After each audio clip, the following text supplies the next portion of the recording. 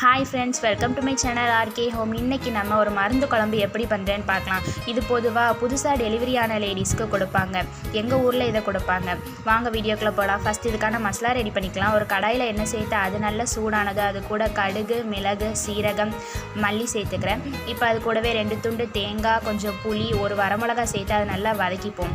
இப்போ ஆறுனது ஒரு மிக்ஸி ஜாருக்கு மாற்றி அதை நல்லா பியூரியாக அரைச்சி எடுத்துப்போம்.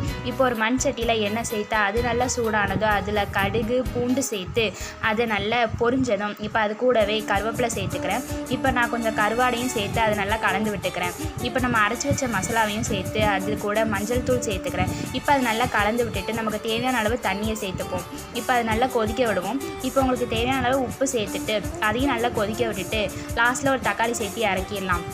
அவ்வளோதான், நம்மளுடைய மருந்து குழம்பு ரெடி. இதை மாதிரி ஒரு முறை ட்ரை பண்ணி பாருங்கள். என்னோடய சேனல் உங்களுக்கு பிடிச்சா லைக் பண்ணுங்கள், ஷேர் பண்ணுங்கள், சப்ஸ்கிரைப் பண்ணுங்கள். தேங்க்யூ, பாய்.